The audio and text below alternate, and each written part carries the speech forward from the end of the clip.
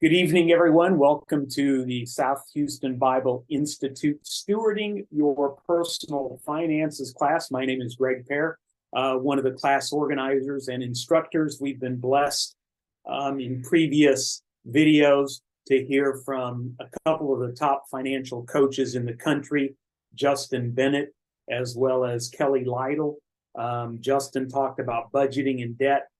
Kelly talked about smart consumerism.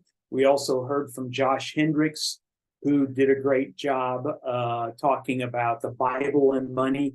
And then Byron Stickney talked a little bit about kids and money and how to get our little ones started down the road learning about money. I was just talking to a complete stranger the other day, and of all things, he was working on a little hobby with his little 7-year-old daughter. And she was selling baseball and football cards. They would go to the store together on Saturdays, buy a pack or two, keep the ones they liked, and then sold the other ones. And sure enough, Dad was teaching, she's got to tithe part of that money. She's got to set some of the money aside for the pack we buy next Saturday, and then we have to save some money. So what great principles he shared that I didn't ask. He said, and by the way, we're teaching our kids how to live debt-free, because my wife and I have been blessed to be debt-free with the exception of our mortgage. Our house will be paid off next year, and they're 34 years old. So that's kind of exciting. All right, so as promised, I think Justin went over the importance of budgeting, not so much the nuts and bolts as separate homework. I had sent a video of Kelly actually going over this budget sheet. A couple of you accessed it, but I think you wanted to do it live and in person right here so that we could ask questions and you can actually see it live and working. I'm going to ask a loaded question as usual. No is a perfectly good answer. As I go through filling out a budget, there are things like tithing and giving and groceries. And in these particular areas, we fill in your monthly paychecks, whether or not it's monthly or weekly or what have you. Would anyone volunteer? Do you want me to build your budget for you? That would require bearing your soul, i.e. your income and expenses, to the group. And basically I would just go down and ask you these questions. Okay, do you get paid on the 1st and the 15th? You get paid on every other Friday, yada, yada, yada. What is your take-home pay? Do you do any tithing or giving? A complete judgment-free zone. But typically that's what we would do in a budget session. If no one would like to volunteer to do that, which is perfectly fine, I understand. I will just make fictitious numbers up as we go, or maybe I'll call for you guys to throw in some fictitious numbers. So does anyone want to volunteer to bear their soul or not? I'll give this about 10 or 15 seconds. Actually, you know what I forgot to do is get my bottle of water. So I'm going to walk away for about those 10 or 15 seconds. If anyone says I will in the chat, that's great. If not, I'll make up fictitious names and numbers. Be right back.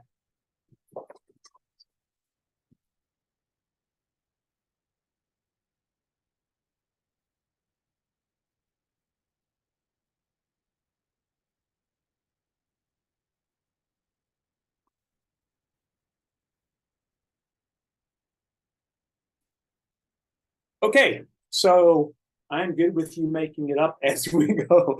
All right. I figured that'd be the case, but I just wanted to give anybody the opportunity. So this budget sheet you all should have, and notice there are numbers 1 through 10 here. The nice thing about those numbers, and I created this spreadsheet along with Justin and one other coach, it tells you exactly what to do. So if I fly through too quickly, go back and read the bottom, enter the month. So we are going to build November's budget. So that's a pull down thing, and we are going to say November. All right. And so number 2 says enter the dates you are paid, also from the drop down boxes. So each one of these drop down boxes represents a paycheck. Would you like for me to do once a month? Would you like for me to do every other week? 1st and 15th? I'll tell you what, I'm gonna go ahead and do every other week because that gets tricky. So let's say that we get paid every other week. Let's say the 27th. Let's say today's a payday on the 13th and the 27th is a payday. We're saying, but Greg, we're building November's. Correct, we are building November's. So the November paychecks, this is where people make a huge mistake. They're saying, I get paid on the 10th and I get paid on the 24th. No, you don't. Your November spending starts on the 27th paycheck of October. Okay? Because if you're waiting to pay your rent or your mortgage on the 10th based on your paycheck, you're late and you're paying penalties, and that's not the way to do business, and we don't do that anymore. So your actual money spending starts in November with your October 27th paycheck.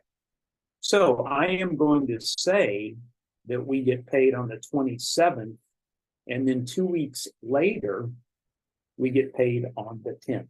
Now, what that does for us is twice a year, it gives us a bonus paycheck. I'm not going to go into all of that right now, but just know that twice a year you get bonus paychecks. But what about the 24th paycheck?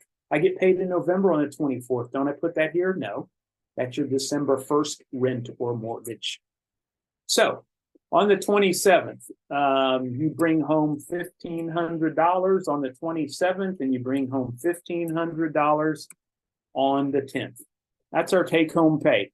If this is irregular income, if it varies, what I would recommend you do is, if I held a gun to your head, what's the lowest you can expect?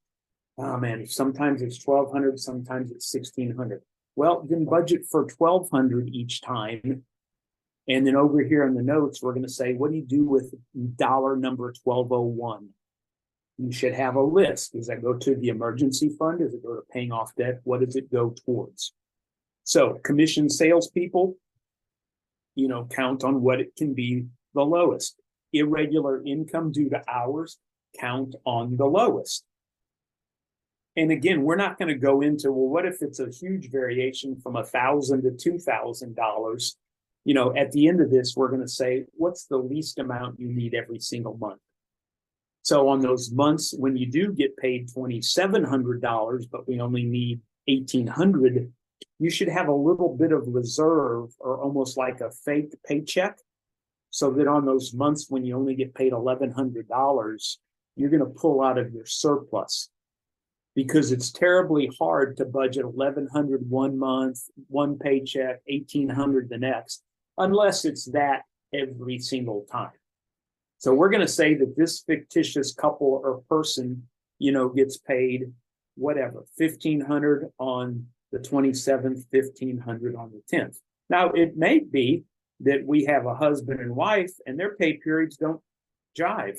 So maybe the husband gets paid every other Friday, the 27th and the 10th. Maybe the wife gets paid on the 1st and the 15th. And in this case, the wife makes more money, so $1,750 and $1,750. So you basically, if you get paid every Friday, you put down every Friday. Just put it down in chronological order how you get paid.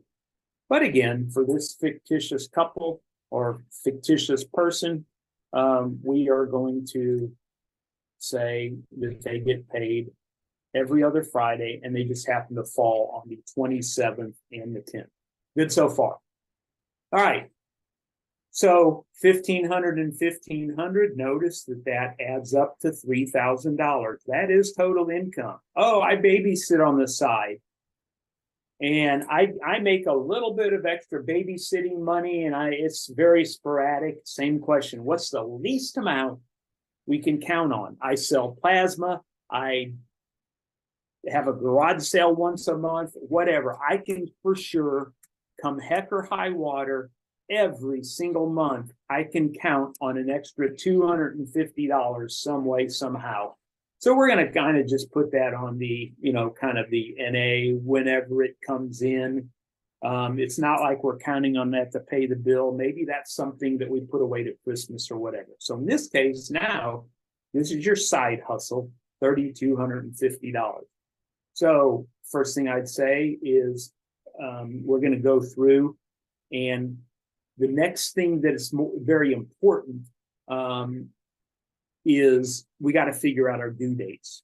So for most people, mortgage or rent is due on the 1st.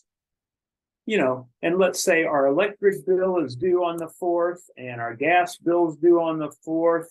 Let's say our car insurance is due on the 20th, our life insurance, whatever, cable and satellite, that's due on the 12th, et cetera, et cetera, et cetera.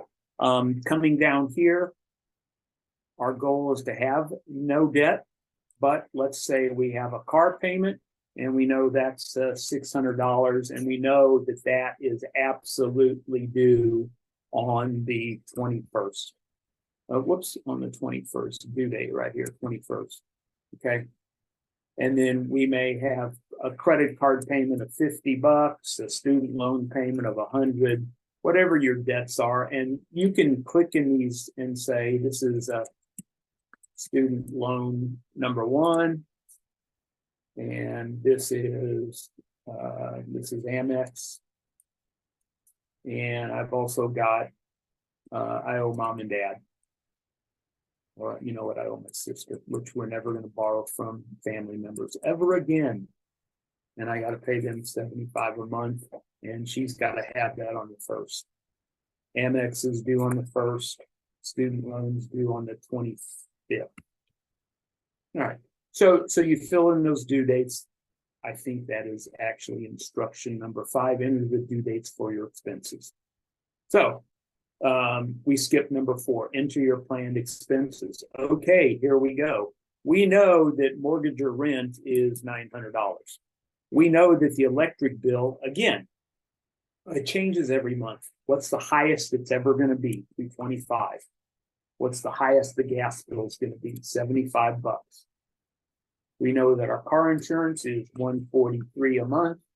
We know that cable and satellite, cancel it, is $199 a month, and we know our car payment is $600. So those are our what I call the fixed hardcore expenses. Now, in my mind, a fixed hardcore expense, in my mind, 10% should be $150 plus $150 plus $25. So $325. That's not even questionable. I can't afford that. So again, this isn't tonight's in your face, you need to be tithing, but for my wife and I mean, and for most people, it needs to be first and foremost. So those are our fixed expenses based on $3,250 worth of income. Does anyone have any questions with me so far?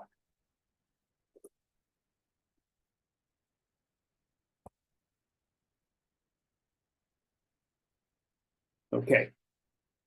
So the next thing we have to do, what I do,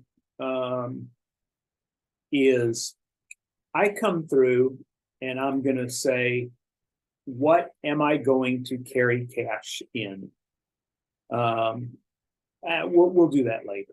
We'll go ahead and kind of do our payday distribution. If our mortgage's rent is due on the 1st, we have no choice other than to take it out of our October 27th paycheck. So there's $900. Notice that gives us $600 left to spend out of this paycheck. Uh-oh, are things going to get tight? The electric bill is $225. The gas bill is $75. Those are both due on the 4th. Oh, the car insurance not due till the 20th. Thank goodness. $143. That's got to come out of the second paycheck. The 12th. Ooh, by the skin of our teeth. $199 for the cable bill. The 21st. $600. $100. This is due out of this paycheck, 50 here, and this is due out of this paycheck as well. All right. So far, just on our bills, $3,250 of income. We've spent $2,692. We have $558 left, and we haven't eaten or grocery shopped. So, we'll see how realistic this would be. If this were an actual coaching client, I would certainly question this car payment, to free up some more cash. But here we go.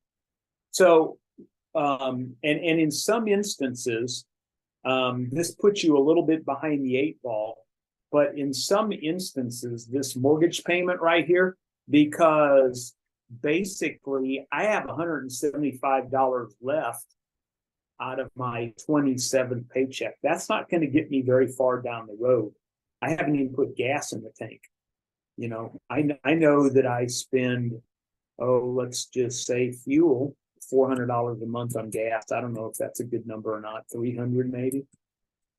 And so we're down to $258 and we haven't eaten, which I know is kind of a realistic, situation in some areas. But let's go ahead and finish building out this budget. The first thing I would do is obviously with this, we're just going to go ahead and build it out. Groceries.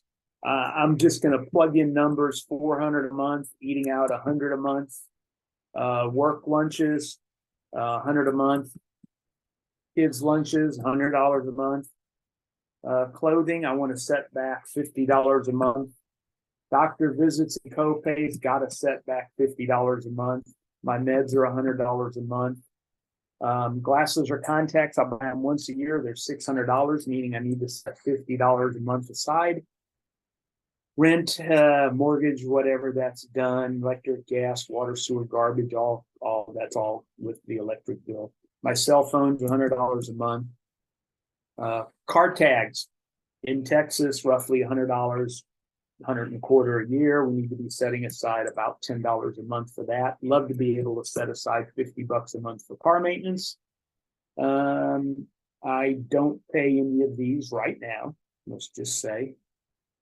Sports commissions, babysitting, use the babysitter once every 2 weeks. That's $200. Haircuts once a week or once a month, $50. Cable, satellite, internet altogether. My fund money or my pocket money, I put $50 a month aside. Lawn maintenance, I do my own, but I still buy gasoline, fuel, and fertilizer and plants or whatever. Christmas, I spend $1,200 a year on Christmas. I need to be putting $100 a month aside. I go on a trip once a year. I need to be putting $50 a month aside. Tolls and Easy Pass, that's $50 a month. Pet food, pet supply, that's $50 a month. And so you see in this particular instance, we already know what's going to happen at the bottom. So this, this budget, this couple is overspending by about $1,412. Again, I don't know how realistic this is. I just went through and made up numbers. I've seen this before, so the first thing I say is go get a second job, come back and see me when you got some money and sell the car. And so sometimes realistic, sometimes not realistic. I'm just going to try to make this work for the purpose of this exercise. Now, some of you may not be in this dire situation, but some of you, I just don't make enough income. So what has to happen is the side hustle has to simply go up. And I don't know what that looks like. Could you make $750 a month instead of $250? Again, for conversational purposes, just let me get this to zero. It won't be very eloquent, but we're going to do it. I'm going to say, you know what? You're not eating out this month. You just can't. Your work lunches, you're doing $20 a month. Kids' lunches, that's your kids' lunch money. I mean, that's a hard cost. You're not going to really do that. You're not naked. You're not buying any clothes for a while. Let's see here. What else? Diana found out she could lower her home renter's insurance or home equity by raising the deductible. She's got a $1,000, I'm going to save $50 a month on my house payment. so that's now 850, whatever. So we would massage this, and it's not always, again, this simple because we're dealing with hard numbers, but I'm making up a bunch of stuff here. And so even I'm just going to get to where we are kind of zeroed out here, just so for the sake of zeroing stuff out. I don't know if there's such a thing as an $800 mortgage, but we're going to say there is. Anyway, you would put in your income, and I'm just going to make this work for tonight.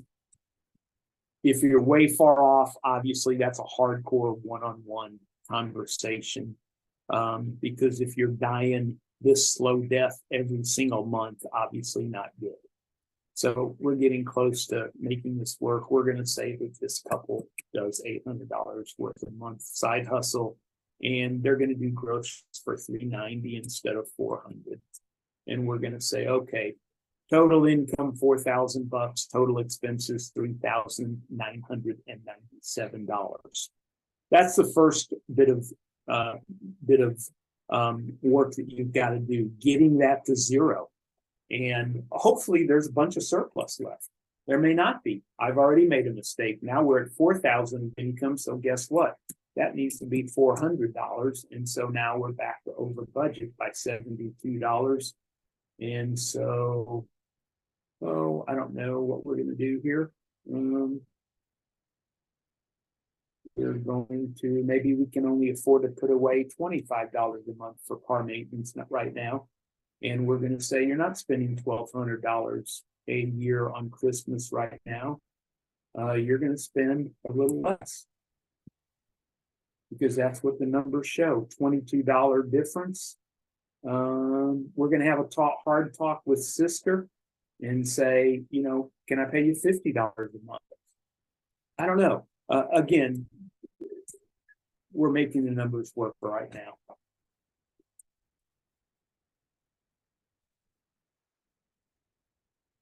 But notice that the spreadsheet is doing every bit of the math for us. So here we go. Now I'm gonna talk a little bit about like, for example, tithing. If you took your whole 400 out of this check, you'd have a bunch of money left over right here. I don't think tithing cares when we do it. However, mortgage payments, electric, gas, some of these others are hardcore due dates. That's why I filled them in first. So when we pay our bills that are due on the first, the electric, the gas, the mortgage, we only have $400 left. And we are looking over here. The very next important things are fuel, groceries, and gas. So if I were using a grocery envelope or buying groceries, I would say I've got $195 left out of this paycheck, and I'm going to spend my other $195 out of this paycheck. Notice it's $390. I just split it out over two paychecks.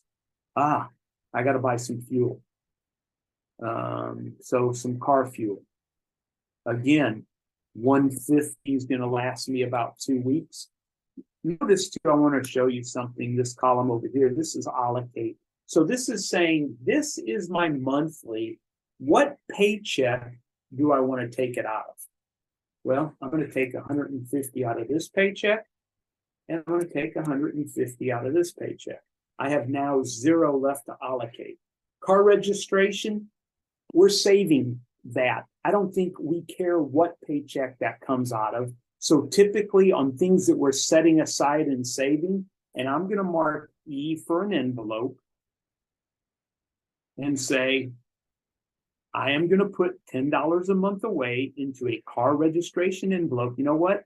This side hustle over here, the first $10 I make, I'm going to put in the car registration envelope. The next 25 I make,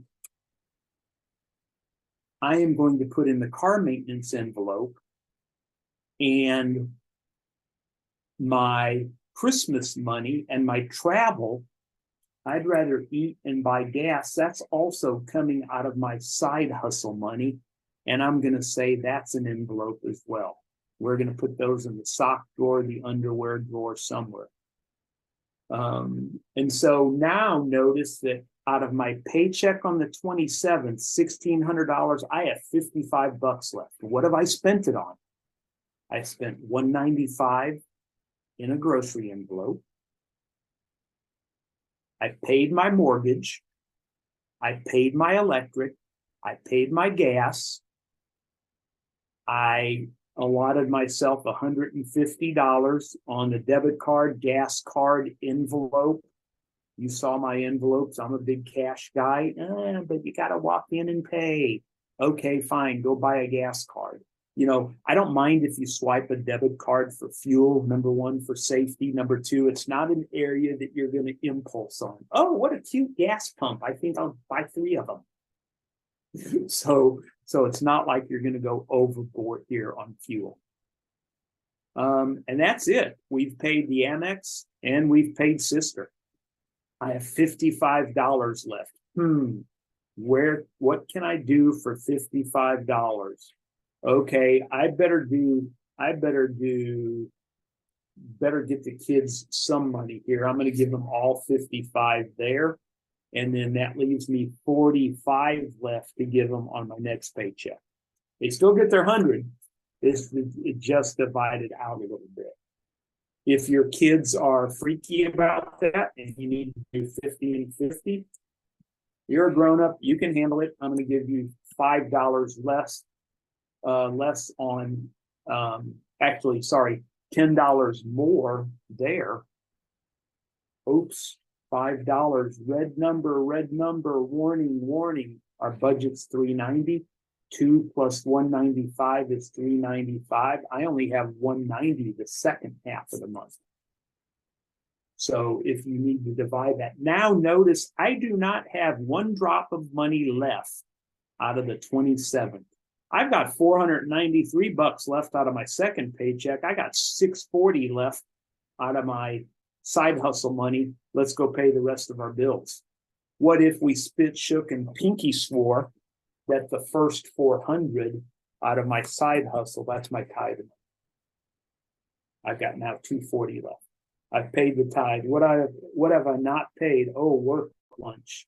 Man, I sure would like to have 20 bucks for a work lunch. I'm going to put that in my pocket. That's going to be cash money.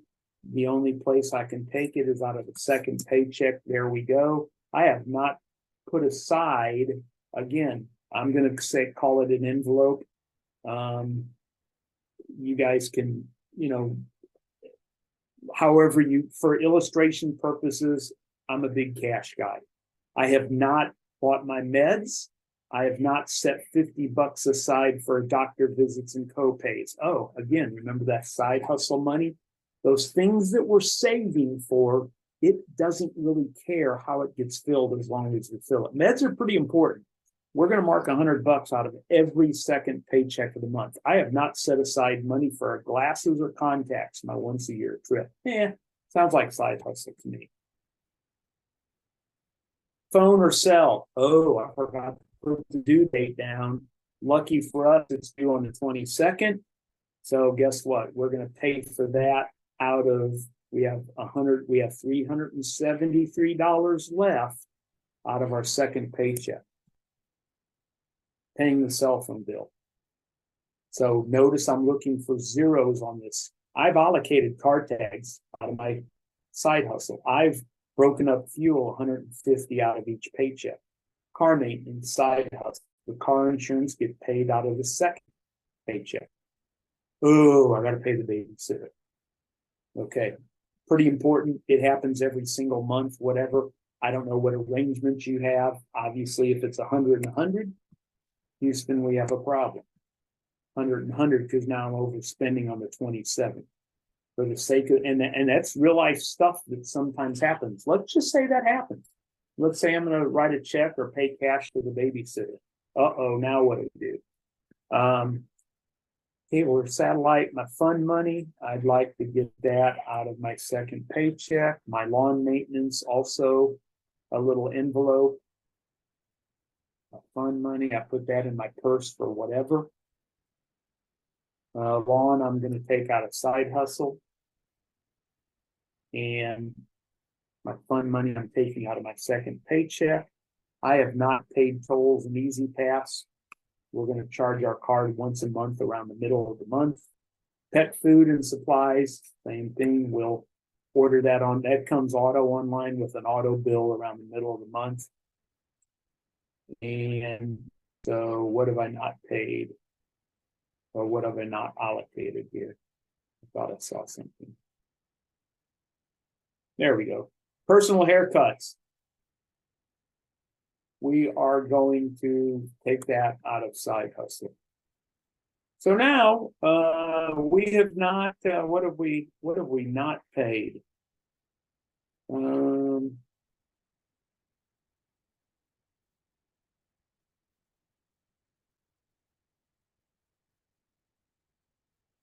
Looking for what we have not paid, because we have a bunch of money.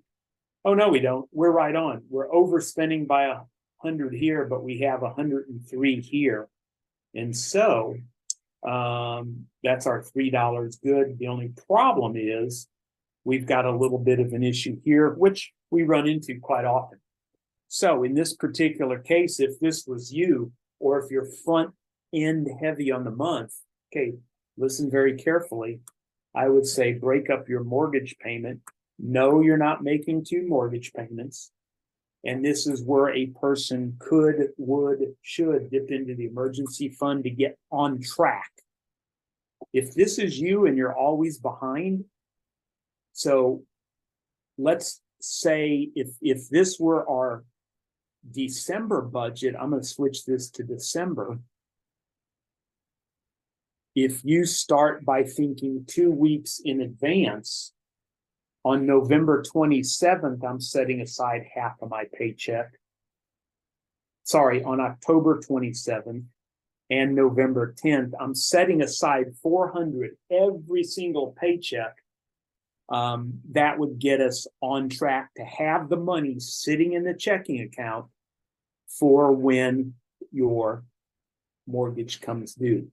So in other words, if you anticipate that you're going to get paid on the 13th and the 27th of October, and I'm going to say we're going to pay November 1st mortgage, by rights, you should set aside $400 out of this check and $400 out of this check, and have that discipline to hang on to that $400. Because if you try to pay all $800 out of this check, you are front month heavy by the time you put on the electric bill and all of the other bills, and you have no money left, and you are sucking wind to get to that middle of the month paycheck. I hope I've made that kind of sort of clear. You won't make 2 payments, but in your mind, oh, okay, every single 2 weeks, I've got to set aside half of my mortgage payment. In other words, leave it sitting in the checking account until it comes due. I hope that makes sense. On the budget sheet, then it looks like this, and it doesn't matter what month we're looking like. In other words, we are setting aside $400 out of every paycheck for next month's rent, so that this person, they are this 400 actually coupled with the 400 2 weeks prior, they can pay their November 1st paycheck out of this money. This November 10th, along with the November 24th paycheck, which really is your December budget, that's what they use. This 400 and then 400 from the 24th pay December 1st. I feel like that's confusing. I feel like I may have confused some people. Let me get rid of this real quick. Why now all of a sudden here? Well, because I watched the top columns. I did 800 here now and 0 here. Kind of sort of works, but if we go to the set aside 400, watch what happens to this number right here. Oh, I now have 300 left over. Well, what about this? When I put 400 in here, watch this number. It's going to go to the negative. So what this allows me to do is I'm overspending here. Well, great, my kids' lunch, cool. we're just going to shift some money to the first column. I'm going to give them their whole $100 all at once. You know what? Medications are pretty important. I want to put all of my medications money in my envelope at the beginning of the month. You know what else I want to do? I want to put all of my gas money in my envelope at the beginning of the month. And so what we're doing is we're just moving money out of the 10th paycheck. And we are saying, so this is going to be a pretty easy fix. My babysitter, yes, I'm going to pay her every 2 weeks, but I'm going to set aside almost all of it from my first paycheck. And then on my second paycheck, whoops, I went over. We're going to do 100. We're going to leave that at 100 and 100. So I'm still overspending out of my second paycheck. Oh, fund money. Okay. I've got money left over in side hustle, but I'm overspending out of my second paycheck. So I'm just going to fill my fund money envelope out of my side hustle. And that gets us a little bit closer to kind of sort of where we would need to be. And we would simply continue just whittling down this and saying, okay, well, my work lunches, that's going to come out of my side hustle. And most of us have $6 or $7 floating around extra in the checking account. Notice that -7 and a +10 equals the $3 that we're talking about. So this is kind of how I would go about building a budget. Now, if the expenses far exceed the income, we've got bigger problems. I hope that's not the case for us. But now, if you get into robotic mode here, I am a robot. On the 27th, I deposit my $1,600. I fill my grocery budget envelope. I give my kids $100. I fill my medications. I set aside $400 for mortgage. I pay the electric. I pay the gas. I put $300 in my fuel envelope. I set aside $100 for the babysitter. I pay Amex, and I pay my sister. I am a robot. I am done. Remove the emotions. Just be a robot. You cannot fail. This budget does not lie. There's no place for extra debit card swiping because you saw a cute pair of shoes. You want shoes? Pay off your sister and the Amex in the car, and then buy all the shoes you want. My second paycheck of the month, I get $1,600. I will put $190 into groceries. I will now set aside an extra $400. Oh, wow, it's only the 10th, and I've already got money set aside for half of next month's rent.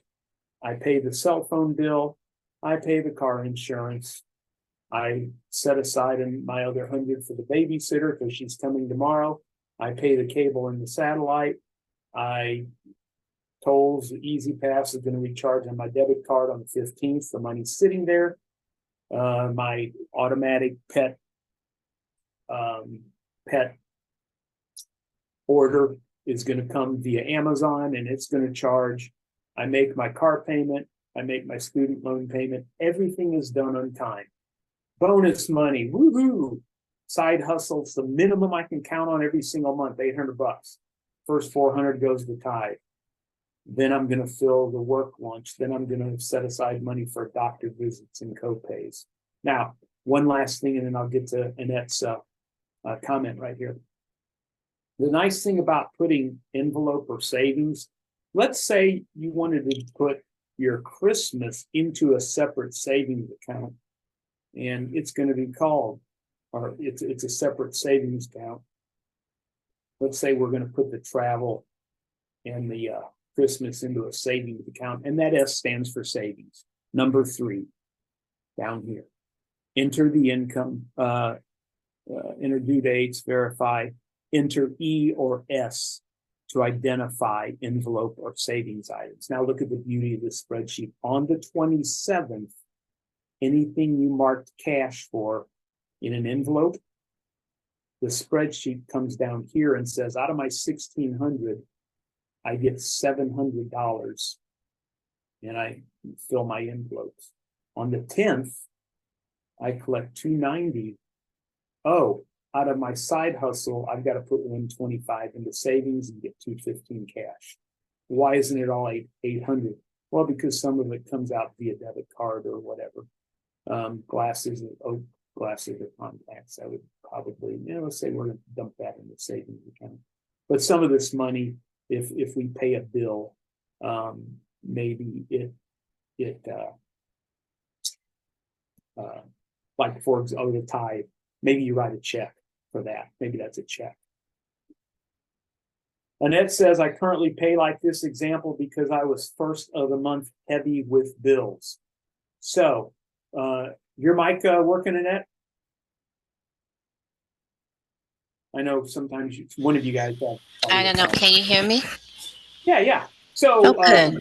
so do you kind of sort of in your mind, you set aside half of your mortgage or half of your rent out of each check? Yeah, So you don't basically have to eat cardboard from the first of the month until the 15th. exactly. Yeah, Now that takes, for those who don't do this, it takes that half a month to jump ahead yeah, because we're so used to paying late, which so many of my clients did. Well, I pay late, because in essence, to get turned around to where, your second paycheck of the month, you're not playing catch up. What did you do to kind of get, I guess, ahead of the game? Have you just been doing it for many, many years that way? Or did you kind of suck it up one month and say, I'm going to get ahead of the game, I'm no extra expenses? Or did you maybe have a little side hustle for 1 month or got a little bonus money, or maybe use some emergency fund or saving money for 1 month just to get ahead of the game? How did you yeah. get ahead of the game? Yeah, that's what I did. I started this last year, and that's exactly what I did. I took it out of my emergency fund, and I really didn't want to, but I wanted to be more free. The beginning of the month. So I did exactly what you said. I took some of it from my emergency savings so I can get that jump, and so it's been good. Well, and a whole lot less stressful too. Oh my God. Absolutely. You know, because I mean, let's face it, being good stewards with our money is not paying 3 or 4 or 5 days late or trying to slide in under the due date and then pay late penalties or late fees. So well done. I'm proud for you. That's awesome. That's awesome. You sleep better at night too, knowing here's the other thing that, so keep your mic on for a second. Here's the other thing that some people do. Oh, well, I've got that, in this case, I've got that extra $400 floating around in the checking account. And if I peek at my checking account, I got to make sure, oh man, I know half of that's supposed to be rent or mortgage, but I really like those shoes or whatever. How do you police yourself, or how do you kind of smack yourself in the head and say, nope, that money's there and that's set aside for half of next month's rent or mortgage? Just strong muscle discipline over the year, or is there some tip or trick or technique that you move it to another account and then move it back? What do you do? I just actually pay it. I just go online and pay it. Oh, okay. So I'm not tempted. I don't want to be tempted. So I actually go online and pay that Okay. $400 toward, yeah, So is, if you don't mind me asking, yours rent or mortgage? mortgage. Okay, and so not all mortgage companies will allow you to make partial payments. So you're allowed to make partial payments. Yes. Nice. Okay, did you hear that, gang? So her online mortgage company will allow her to make partial payments. Not everybody does. So you need to check that before you just go on, because if you just blankly go on and say, okay, I got 400, I learned this on the budget sheet, I'm going to pay 400. If you're not careful, some mortgage companies will count that as additional principal paid, like you're trying to get ahead of the game. And then guess what happens on the next first of the month? You still You owe still the owe whole it. 800. Yeah. So hear us loudly and clearly, that you need to make sure that your online mortgage payment will allow you to do partial payments. Does anyone know if theirs does not?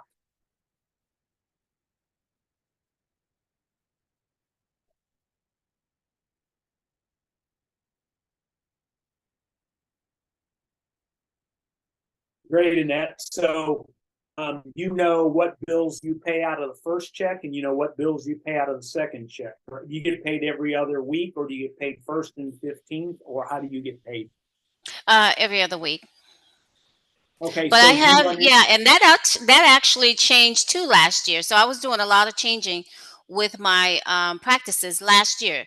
That changed last year. Prior to last year, I was getting the 15th and the 30th of the month. So I really had to, kind of watch those, spending habits and things like that. But yeah, last year went to biweekly. So I just had to make that was an adjustment as well. Yeah, so you're going to get a third paycheck. It's not all Woohoo! 100. It's not all 100% free, but most of it Yeah, is. Yep. yeah. Okay, good. Mike's saying his does not allow partial payments. So what in if this were Michael's budget, he would just have to have the discipline on the 10th. At 400 is off limits because, well, actually on the 10th, actually it would be the 24th. His November 20th, no, it would be the 10th. His 10th paycheck, 400 of that would have to be off limits because we know, coupled with November 24th, the other 400 is going towards his December 1st mortgage or rent. Some people actually move that money into a separate account, out of sight, out of mind. The first thing they do on the 10th, but again, I want us to get out of the habit of looking at the checking account on your balance to see how you're doing. With this, pretty robotic. You want to see how you're doing? Open your grocery envelope and see if you can afford to buy groceries. Because you really can't screw this up if you follow the budget. It removes the emotion, it removes the errors, and again, there's no reason to look at the checkbook. Why in the world? We've got to get out of that habit of checking the account balance to see how we're doing financially. Look at the budget sheet. Have I filled my envelopes on October 27th? Yes, I have. Have I paid all my bills on my due dates? Yes, I have. Go live life. Quit looking at the stupid checking account. Look at your envelopes and make decisions based on that. And if you don't like what's in the envelopes, change it. Sure, your money. Again, quick raise for this couple or this fictitious person, get the Amex paid off, get sister paid off, and get the stupid car paid off, and you've just gotten a $400 a month raise. Now you can afford to put money back for Christmas and gifts and what have you. And this is with tithing. Some people, clients are like, well, I'm just not going to tithe. Well, I disagree with you 110%, but you freed up $400. I can't afford to tithe. You can't afford not to tithe, is what I tell people. So you're going to drive a car and not tithe, as opposed to you're not willing to sell your car. That's between you and God. That's not between me and you. If that's your choices, I'm not going to judge you on that, but I'm going to coach you through it. Great. What are you going to do with that extra $400? First thing I would do is put all 400 of it towards the car until the car is paid off, or towards sister, or towards Amex. And so, there you go. I believe something that is helpful with my mortgage is they don't count it late and will charge late fees till after the 15th of each month. Yeah, I get it. Again, if it's due on the first, it's due on the first. If you pulled your credit report, it'd be interesting to see. And again, I'm not talking about score, I'm talking about report, and we're not going to borrow any more money. So I get it, Michael. But is it the right thing to do? Is it how we're going to teach our kids to slide in, and buck the system and work the system? If the mortgage payment's due on the first, it's due on the first. I mean, I get it. I get it. And so, exactly, the goal is to be on time. So that I'm beginning to hear a little bit. I'm not pointing fingers, but other clients say something like, well, that's what overdraft protection is for. They really don't charge me, but it's there. So I'm just showing you a process that, with a little bit of work, and you heard it from I think Annette, not me, that with a little bit of work, a little bit of blood, sweat, and tears, you can get ahead of the ballgame. So Desiree says mine allows for 50-50 on 2 days of the month. I have it set up that way. So if she gets paid on the 1st and the 15th, take advantage of autographs. Autographed on the 2nd and the 16th, or the 3rd and the 17th, something like that, to take advantage of that. What other questions on this budget spreadsheet? Was this helpful?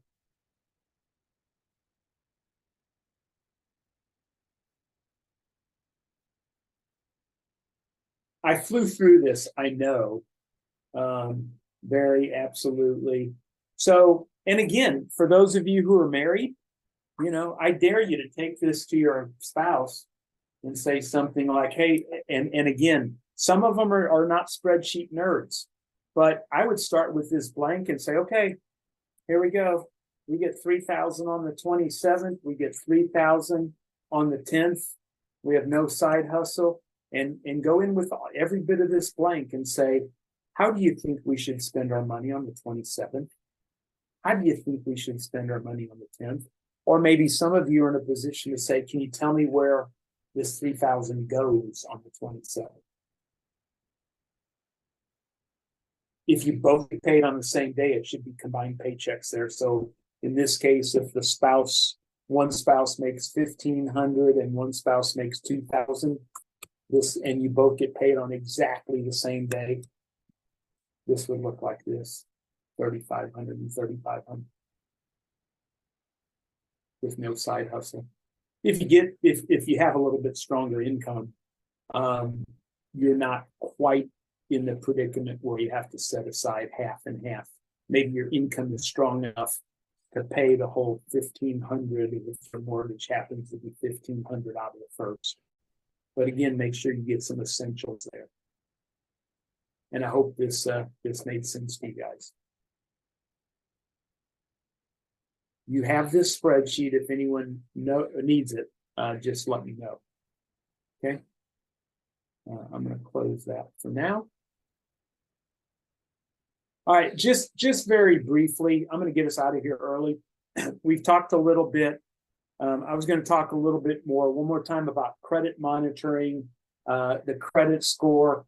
Just, you remember that the credit score, I hope by now you kind of get the message that we don't want you borrowing any more money. I have no problem with mortgage payments or things like that. You're borrowing money for a house. That should be the only debt that you should carry moving forward. Because again, the credit score, people think high credit score, I'm winning with money. High credit score means you're good at borrowing money. I'm not impressed. Now, show me a high bank account balance in your savings account, because all the money that you were paying for a car, or you were paying for credit card debts, or you were paying your sister. Show me your tithing score and your savings account score. That's something to be impressed about. I'm not impressed with a high credit score. All it says is you've got a relationship with bank and lenders. I'm not impressed. Because again, this is what our credit score is made up of. You need a credit score to buy a house. Justin went over that. In most cases, it helps, but it is possible. And you might pay a percentage or more higher, but you can always go back in and refinance. So let's not get quite so hung up on the credit score, because all it means is you're looking to borrow more. Okay. And then the last thing I wanted to talk about, just ever so briefly tonight, is credit report. Now, I'm saying credit report. I am not saying credit score. There are a lot of places out there. Is anyone currently paying for credit monitoring? Chat, please, and what you're paying a month if you're paying for credit monitoring.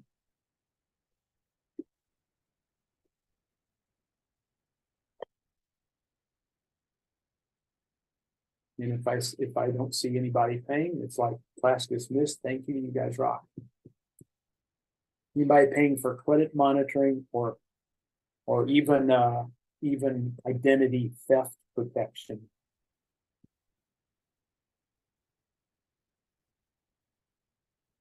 Don't be afraid if you are. I'm not going to beat you up. I will say on the credit reports, if you go to annualcreditreport.com, it looks like this. Annualcreditreport.com allows you to call a free credit report one time a year from each of the 3 agencies. It is a report. It does not include your credit score. Let me see if I have an old report.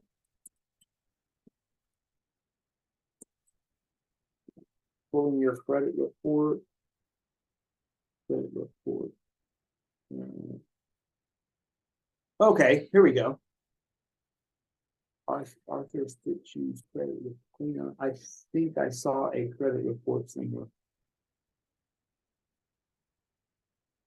Okay, here's a client of mine. Let's see what this looks like. All right. So here is what a credit report might look like. And so various addresses, various telephone numbers, account information. So this is kind of like the ledger or the key. This happens to be 14 pages long, was pulled from TransUnion. Balance 2860. Amount paid 000. So in this particular instance, I believe this person was behind on a bunch of stuff. So we kind of pulled to see, okay, who do we all owe everybody? Border Federal Credit Union was one. And here are some payment histories. So in this particular instant, 120 days late, 120 days late, 90 days. So, you know, did we make this payment on time, this payment on time, this payment on time? So you notice back in 2015, a little bit of 30 days late. That's what that means. The rest of these were on time. Okay, good information. Border Federal Credit Union, unpaid balance charged off. And so this is some of the stuff that a credit report would look like. J&K loans, balance $252. And so that's negatively kind of affecting her. And some jobs will pull some of this stuff and what have you. And so we were able to, I think, J&K loans call. We paid in this particular instance from way back, who knows when, back in 2014, we were able to pay a $252 bill and get her back in good standing in some of this stuff. But this is regular inquiries, Capital One, Barclays, Capital One. I mean, this promotional inquiries do not negatively affect your credit score. So this is Geico getting in and pulling your credit score. This is MetLife, auto and home life insurance, TransUnion, some of those types of things. So this is kind of what a credit report could look like. I think I had another one there somewhere. It seems like I did when I did credit report. Emily Funk. Let's see what old. But again, you're seeing that they're looking pretty much about the same. Balance on this particular Chase Bank One card, 4 of 2018, our balance was $46.19. And so looks like here, so she had been charging some things up, talks about scheduled payments, credit limit, whether or not she was on time paying all of these. The purpose of pulling this credit report that I tell people is if you're so Annette says I use a free credit monitoring service. This is what they're doing. They're looking at this, and so this is nothing short that you can't do. If there is an identity theft or if there is an issue with your credit, guess what? It's too late. So regardless of if you're paying for service, regardless of if someone is monitoring it, they're going to report to you after the fact. Same thing you can do by pulling your credit report the way I'm going to teach you to pull it. So I'm not saying that a free credit monitoring service is bad. That's not what I'm saying at all. Second set of eyes and ears. But if you've never looked at a credit report and you want to see a credit report, it does not give you your score. Credit report, annualcreditreport.com, you are allowed by law, the 3 reporting agencies have to allow you by law to pull a credit report for free once a year. Now, I wouldn't recommend tonight going out here and pulling it from all 3 reporting agencies. So if you're going to request a credit report, you would fill out this form, and I do this once a quarter. So once a quarter, I pull from Equifax. Then the next quarter, I request from Experian. Then the next quarter, I request from TransUnion. By that time, we've rolled back around to my next free year, and I pull from Equifax again. If you guys have not done this, I might throw this out as a piece of homework, annualcreditreport.com. Fill out the form, and in some instances, it will let you download your credit report right then and there. You look there for, and that's where you're going to see, so what the credit monitoring service might say, oh, Annette, I see that you opened a new JCPenney's charge card. And Annette's like, I don't ever go to JCPenney's. No, I didn't. It wasn't me. Well, again, that's the same thing that Annette is going to find when she pulls her credit report. If you see any kind of unusual things, then you obviously would call JCPenney's and say, we have an issue. The credit monitoring service, sure, they may bring it to your attention a little sooner. You are not responsible for that account. Now, one other thing too, if there are errors on your credit report, and again, if you're still hung up on a credit score that's negatively affecting your score, this is a report. If you dispute it, you can send a letter of dispute to TransUnion or Experian, or the other third party, Equifax, and you can say that JCPenney inquiry on my credit report is 100% wrong. You are required to remove it by law in 30 days. Please do so. Then they have to do the arm digging and all the work, but they are required to move any errors off of your credit report. Their responsibility, not yours. I've not personally gone through any errors, but I personally pull my credit report once a quarter and just look. But again, I haven't had any activity in so many years. It's pretty much the same. What I'm looking for is anyone inquired about credit or possibly opened a false account under using my name. Kind of goes along the same lines of that identity theft or whatever. So let's do that for next week. If you guys think about it, please go to annualcreditreport.com and pull one of your credit reports. It will not affect your credit score.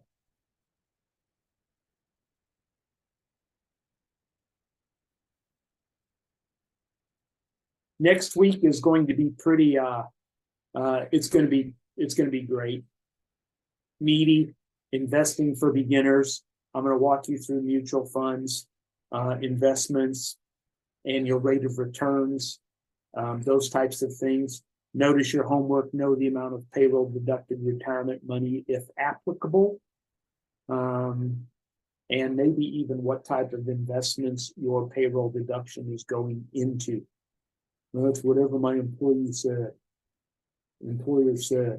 Well, not good enough, because more than likely you had an opportunity at some point in time to choose where it's going.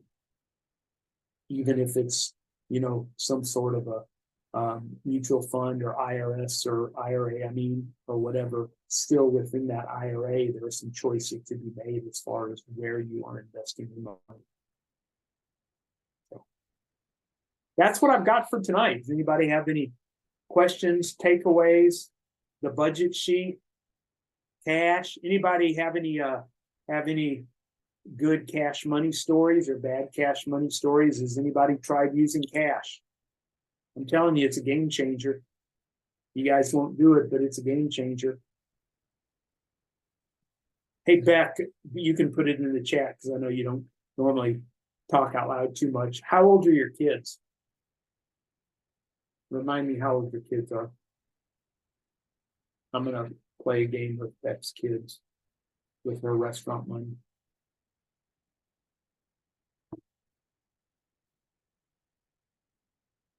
Right. Okay. Would you type how much you're, well, what I was going to say is 12, 10, and 8. Awesome. Let them be in charge of the eating out money. Now, they physically might not hold on to it, but you can say, Mommy and Daddy have decided that we have $100 every 2 weeks to eat out. McDonald's is going to cost this much. Chick-fil-A is going to cost this much. Ice cream is going to cost this much. Show them that cash money envelope. Let them make choices. Okay, we're going out today and Friday. If we go out both, probably going to have to be something small. So let them have a little bit of input. I know Byron was a little bit different on that, saying kids don't have a choice in that. Slight difference of opinion. If you show them that money and say, we have $26 left to last us for one more week. You guys want to eat at McDonald's twice, or do you want to go to Chick-fil-A once? And literally let them see, smell, hear, taste that money. Because right now it's like, come on, Mom, just pay for it with your phone. Or just pay for it with that card. Because the card and phone, there's no limits there. So a lot of times, a lot of clients report good success when they actually let the kids. Our limit is 2 eat outs per week if small style or one. Okay, so you kind of sort of do that. Well, good for you. Good for you. Diana says, I went to consignment stores this week. They accepted some things, which I have to wait 90 days unless the cell was closed before then. Good. So she is, man, Diana's the hardest working woman for that $1,000 emergency fund. Well done, Diana. We're going to celebrate with you when you get there. It's coming. What a mission. It's coming. It's I am coming. on a mission. It's things that I have to do. I need to do. So unless I get it done, it won't get done. That's right. No one cares about your money more than you care about your money. That's right. Proud for you guys all. Any other wins or questions?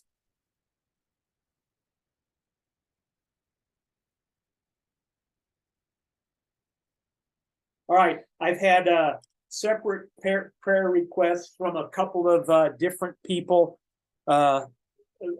regarding some spousal communication. And so I'm just going to close us in prayer over that. I'm not going to mention any specifics or names, of course, but what I would highly recommend is, again, something to the extent of, hey, spouse, the short, fat guy from Lubbock, Texas, is trying to teach us about finances, and he's really made some good points. Would you be willing to maybe sit down and listen to a class, or would you be willing to sit down and let Coach Justin give us a complimentary budget checkup? We could do something like that and call it a budget checkup. Would you be willing to sit down? It's very important to me. I know, and throw yourself under the bus. I know I've not done a good job communicating. I know I've not done a good job stewarding my money, but I so want to get better. This is very important for me in our marriage. Would you be willing to open up discussion just a little bit about it? some of those types of lines. And when, if you do, I promise I'll only keep you 10 minutes, and set a stupid alarm on your phone or whatever. And just see if we can at least begin having some of the conversations. No finger point, no bad ideas. You're not yelling at your spouse because he or she spends too much on shoes or fishing. We're just trying to do a good job of communicating and seeing where our money goes. And hey, I want to hear, what are your financial goals? I haven't done a good job of communicating my financial goals to you. I don't know if I know what your financial goals are. Will you share those with me? It is important to me because I want to grow this area of our marriage. And see how that goes. Set a timer for 10 minutes. This was awesome. This was great. Can we do it again in 2 weeks for 10 minutes? You're not going to solve the world's issues in one time frame, and one of the two of you are going to get mad if you try to do too much all at once. And then if you could, would you be willing to sit down with, don't call him a counselor, a financial counselor, don't call him a marriage counselor. Can we do a little financial checkup with a financial coach? He is not going to tell us how to spend our money. He is going to help us communicate and come up with a plan. And then take Justin up on his free session. And he'll play the bad cop if you guys are the good cop.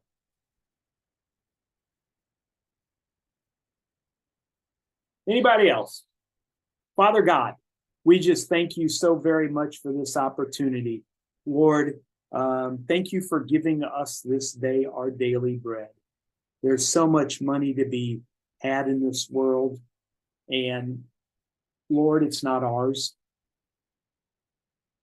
Our house is not ours. Our car is not ours. You are letting us use it out of the graciousness of your heart and generosity. Help us to take good care of all of our possessions, your possessions, Lord, your property and your money. We want you to be so proud of us. You say, well done, sergeant, well done. And we all know from biblical proportions that if you give us a little bit to manage and we do it well, you're going to give us more. And so, Lord, continue to give us this day our daily bread. You always have, you always will. Lord, I just pray for each and every person here or watching on YouTube that we become better stewards, myself included, each and every day within this case, our personal finances. Lord, for those of us who are struggling communicating with loved ones, with spouses, partners, other family members, if there's strife because we borrowed money or lent money to them. Lord, I just pray for your intervention and your peace and comfort to come into play on these relationships to allow us to begin communicating about something that is so biblically important, that is so life-sustaining important, that we can get this right and be at peace with our finances. And when we are at peace with our finances, when we are 100% at peace with our finances because we've developed good habits, because we've worked hard like Diana has to do some of the small things that add up to big things, because we are tithing the way you teach us to tithe, when all of those things are in place, Lord, it just opens our hearts and minds to be the true husbands, wives, brothers, sisters, mothers, fathers, aunts, uncles, nieces, nephews, stewards, disciples, teachers that you need us to be when it comes to this subject. So help us get it straight so we can help others. And we ask these things in Jesus' name. Amen. Great job tonight. Pull a credit report. Bring your amount of payroll deductions for next week. Good night, everyone. Good night. Good night.